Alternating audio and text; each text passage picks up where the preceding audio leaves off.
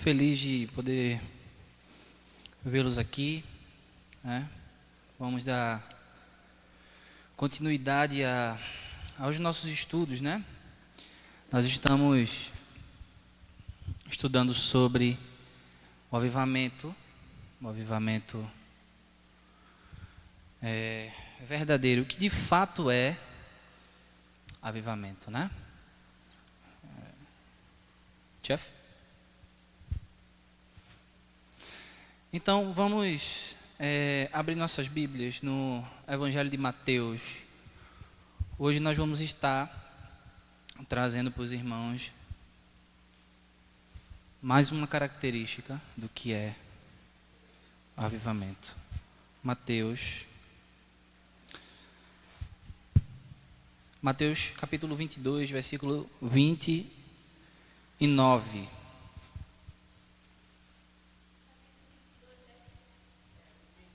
Capítulo 22, versículo 29.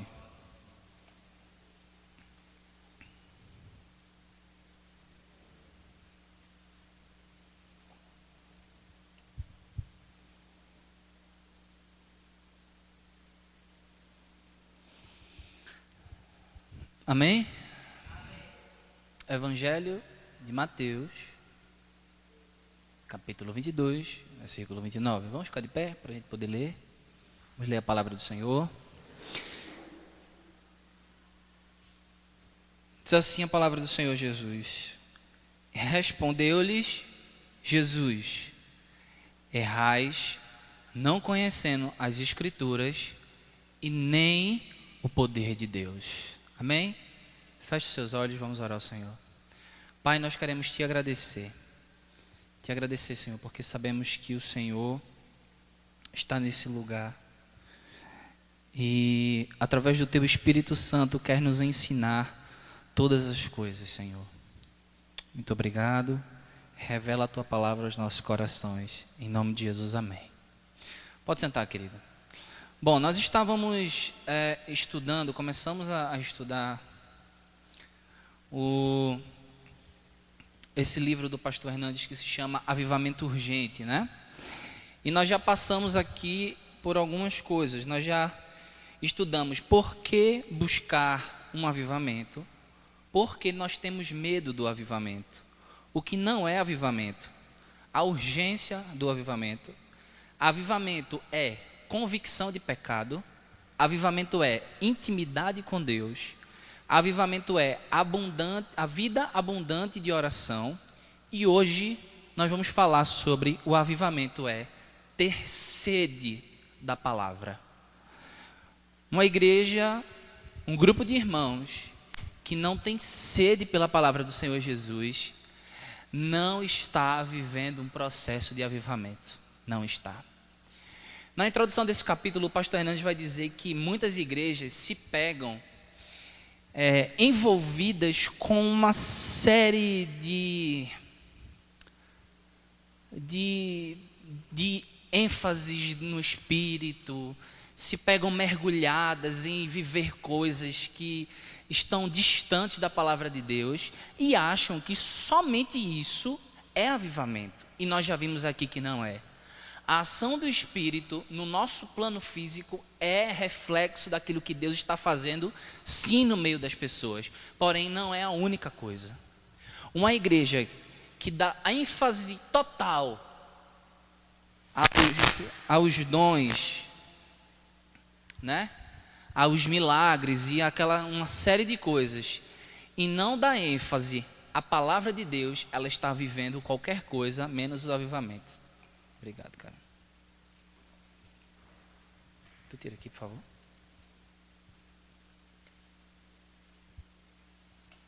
Obrigado. Amém?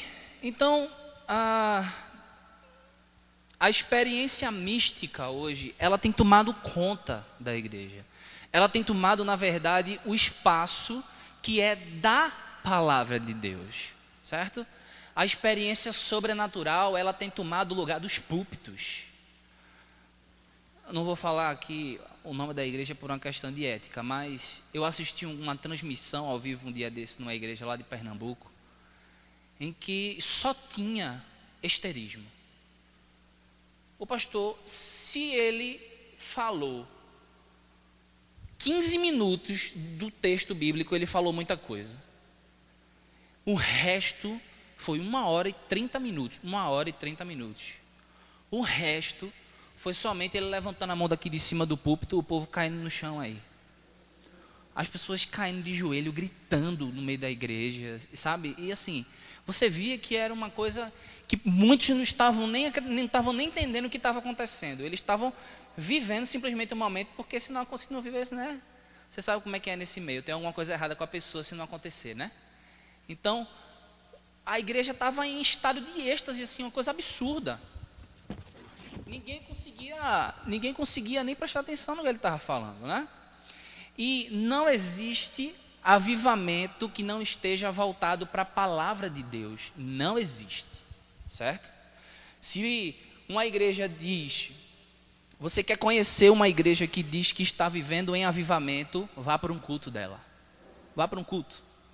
Porque hoje em dia o que não falta é a igreja dizendo que está experimentando um avivamento, né? Mas quando a gente entra na igreja, a qualidade da exposição das escrituras é falha.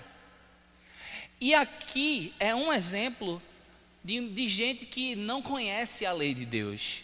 Jesus estava debatendo aqui com os saduceus a respeito da ressurreição dos mortos. Os saduceus estavam dizendo que não existia ressurreição dos mortos, né? E Jesus olha para eles e diz assim, olha gente, vocês erram porque vocês não conhecem as escrituras, só que ligado às escrituras está o que ele diz? Nem as escrituras e nem o que? O poder de Deus. Então, nas escrituras existe poder, meu irmão. Não é somente no histerismo, na gritaria, no cai-cai, na leitura da palavra, na exposição das escrituras, há poder. Ou os irmãos aqui nunca experimentaram ouvir uma pregação que parece que cada palavra era uma flecha no coração. Parece que cada vez que a gente ouvia o pastor falar alguma coisa, refletia na nossa vida e a gente se arrepiava de ouvir o que Deus estava falando para a gente, porque a gente sabia que era o próprio Deus que estava falando. Então as escrituras têm poder. Uma pregação repleta de Bíblia é uma pregação poderosa, querido. Você quer saber o que é uma pregação poderosa? Não é uma pregação que vai fazer você chorar, mas é uma pregação que faz você mudar de vida. Isso é avivamento. Bom, mas a palavra de Deus sempre foi a base pela busca pelo avivamento, né? O avivamento nos tempos do rei Josias começou através de quê? Como foi que ele restaurou Jerusalém? Ele trouxe Jerusalém de volta pela palavra. Ele disse, espera aí, a partir de agora, todo mundo vai voltar a seguir as leis do Deus de Israel. Não foi assim? E o povo voltou para a palavra, o povo começou a experimentar de novo as escrituras do Senhor, a obedecer a lei de Deus. No tempo de Esdras e de Neemias, quem lembra dessa pregação que eu preguei aqui, sobre a reconstrução do muro? Lembra, minha irmã? Pronto. O que foi que aconteceu ali? Todo mundo na porta das águas, de frente para Esdras. Neemias, como chefe naquela época, Esdras era escriba e sacerdote, e ele vai diante do povo, abre o livro da lei e começa a ler. E a gente viu aqui algumas características daquele texto, e a gente viu que as pessoas começaram a chorar compulsivamente, porque estavam entendendo. Percebe que não era simplesmente uma emoção passageira e momentânea, eles estavam entendendo, estava descendo para o coração deles o que Esdras estava lendo na lei. Então isso significa avivamento. É assim que acontecem os avivamentos na Bíblia. No Vale de Ossos Secos, você percebe que eu não estou pregando nada por acaso, né? No Vale de Ossos Secos, Ezequiel 37, o que foi que aconteceu? Pela palavra do Senhor. Quem estava aqui domingo passado ouviu esse sermão. Pela palavra do Senhor, os ossos começaram a se juntar. Não foi assim que Ezequiel disse? Ouve, pois, ossos secos, a palavra do Senhor. E é assim que acontece. O avivamento em Jerusalém, a primeira pregação do apóstolo Pedro, converteu mais de 3.000 pessoas. A palavra, pregação do evangelho. Mais de 3.000 pessoas aceitaram Jesus. O avivamento se espalhou, o Espírito Santo se derramou sobre aquele povo. O avivamento de Éfeso, a partir de Éfeso, foi que começou a se espalhar pela Ásia, não foi? Pela Ásia Menor, na verdade. O povo se constrangeu pela pregação de Paulo. Foi o que eles fizeram? Pegaram tudo que ele tinha, que ia de encontro à palavra, jogaram no meio da praça e tocaram fogo em tudo. Isso é o quê? Avivamento pela palavra. Em Atos 19, 20, diz assim: assim a palavra do Senhor crescia e prevalecia poderosamente. Esse foi o resultado do avivamento em Éfeso. A palavra continuou crescendo.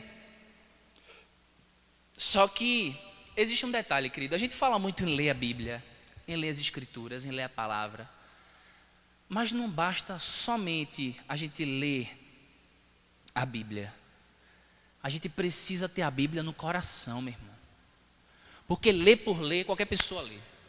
Um ateu pega a Bíblia e, se brincar, sabe mais de Bíblia que muito crente. Uma pessoa que estuda a Bíblia, ela pode conhecer a Bíblia. Mas um crente verdadeiro experimenta o poder que há por detrás da letra. Porque o Espírito Santo lhe revela aquilo que está além do conhecimento humano. Então é muito mais do que sentar e ler. É aprender, é viver o que a gente lê, o que as Escrituras dizem para a gente. Sabe por quê? Porque a palavra tem que ser o nosso alimento. O seu corpo não precisa de comida?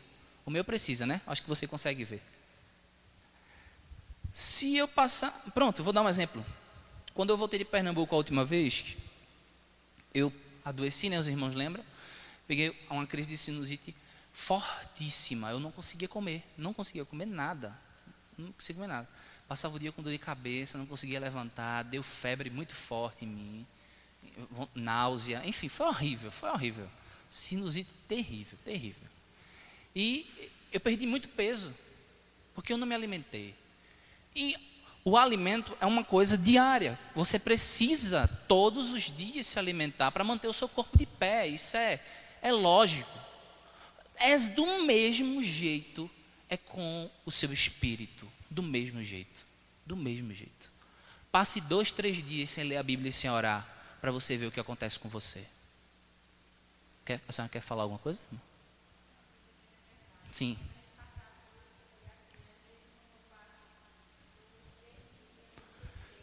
Oxe, com certeza. Com certeza. A palavra tem que ser o nosso alimento diário. Não existe sermão poderoso, querido. Não existe sermão poderoso. Existem homens cheios do poder da palavra de Deus. É diferente. Não existe, querido, aqui coisas sobrenaturais naquilo que o homem faz. O que há de poderoso e sobrenatural na vida do crente é a oração, que a gente falou semana passada, e a leitura da Bíblia, meu irmão. Leitura da Bíblia, a oração é o que vai sustentar a sua vida. Sem isso, as provações serão muito piores. O que foi que Estevão disse? Foi o que Estevão falou, lá em Atos capítulo 6, vamos abrir? Atos capítulo 6, do verso 8 ao 10. Veja o que Estevão disse. Um texto memorável das Escrituras, né? A morte de Estevão. Atos capítulo 6, do 8 ao 10.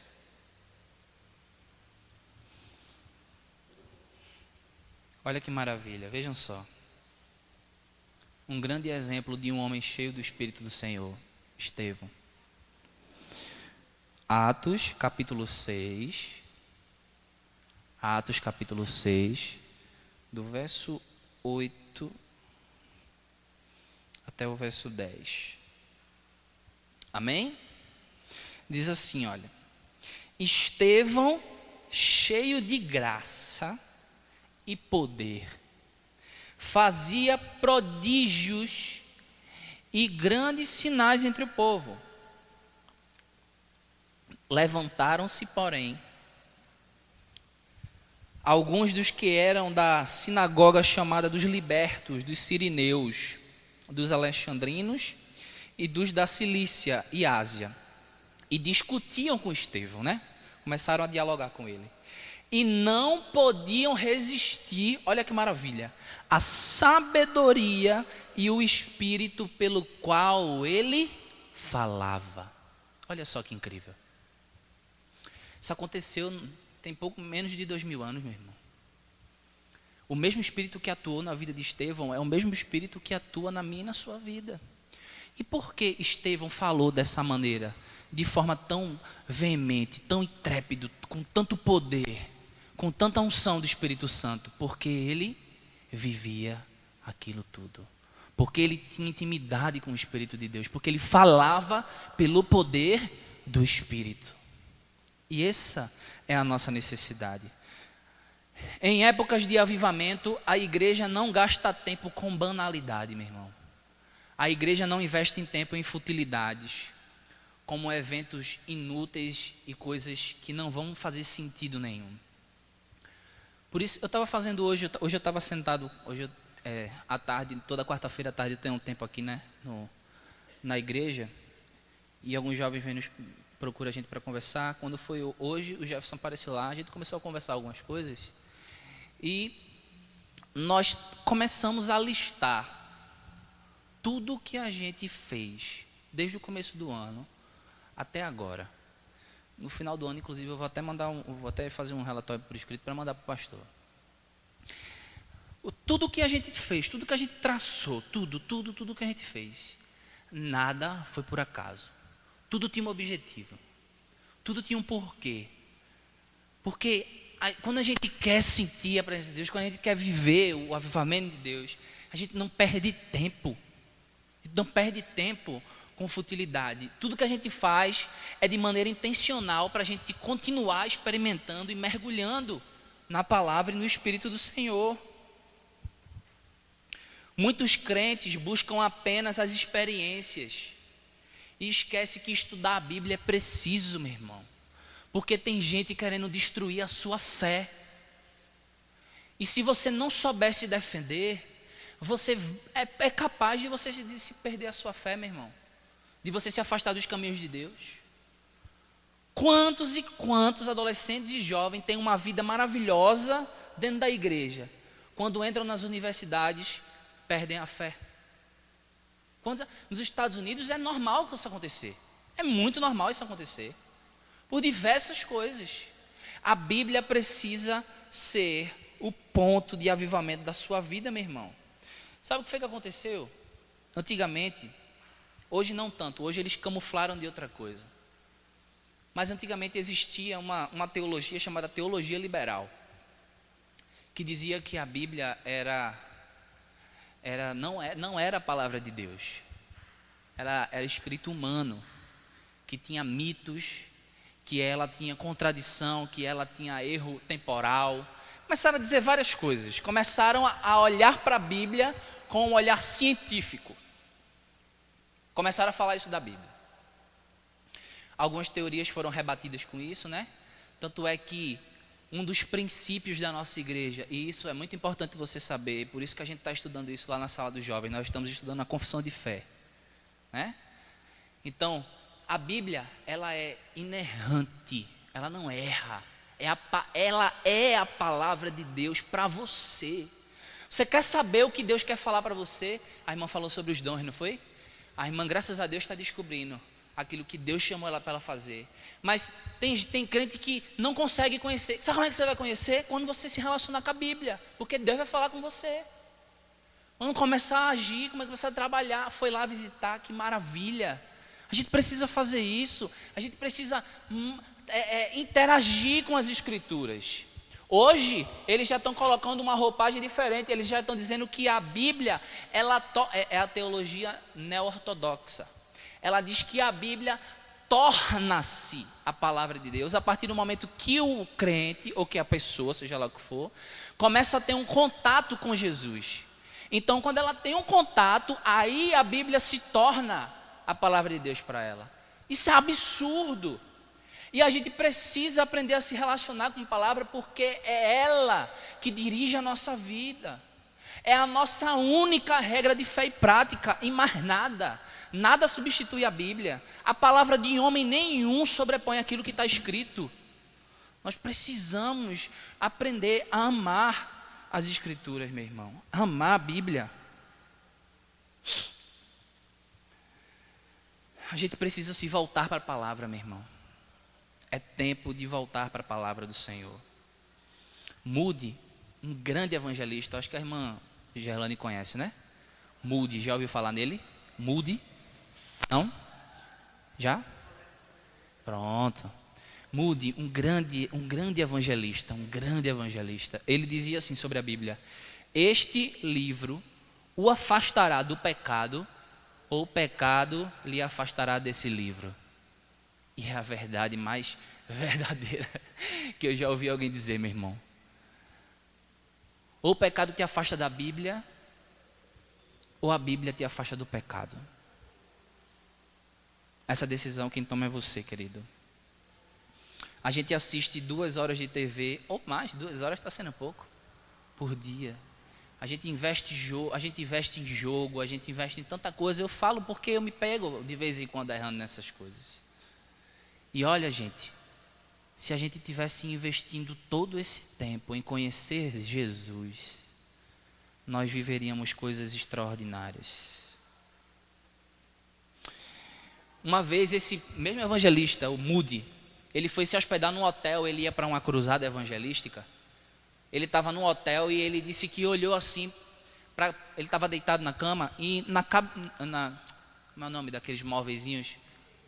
Não, que fica do lado da cama, é criado mudo. Do lado do criado mudo tinha como é que se diz? Tinha um livro em cima do criado mudo assim. E ele olhou para aquele livro e de cima ele olhou assim e estava todo corroído, sabe? Estava todo corroído. E ele olhou e ele fez: que livro é esse? Ele pegou a capa, você já não conseguia mais ver o que tinha ali. E ele abriu, primeira página, também a folha estava em branco. Quando ele vira a segunda página, ele vê Gênesis, capítulo 1. Era uma Bíblia. E na hora, o Espírito do Senhor ministrou no coração dele, e ele disse assim: do mesmo jeito que as traças comeram este livro, eu farei. E Moody é um dos maiores evangelistas do mundo, porque ele se relacionou com a palavra de Deus. Eu tenho uma coisa para lhe dizer. Você quer experimentar coisas novas? Você quer ouvir Deus falar? Você quer viver coisas novas do Senhor? Se relacione com a palavra de Deus. Viva intensamente com a palavra. Tenha sede da palavra. Busque ouvir. Eu percebi que a irmã Gerlane trouxe um papelzinho, não foi? Estava fazendo suas anotações. Isso é importante, gente. Isso é importante. Sabe por quê? Eu tenho uma agenda que todo dia de manhã, quando eu faço devocional, que Deus fala alguma coisa comigo, eu anoto lá. E vira e mexe, eu vou naquela agendinha lá e começo a folhear. E eu começo a lembrar de muitas coisas que Deus falou comigo, que já passou batido. E esses momentos são importantes para isso. É ter sede da palavra de Deus. É viver intensamente com Deus. Se relacione com a palavra, meu irmão. Busque, medite, ore. Faça isso. Tá bom? Que eu tenho certeza que coisas grandes o Senhor fará e trará sobre a sua vida. Amém? Vamos orar? Fique de pé, por favor, para a gente poder orar e encerrar aqui ao Senhor.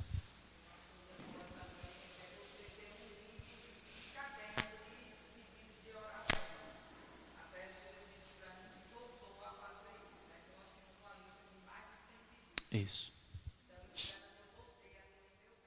Eu tenho também.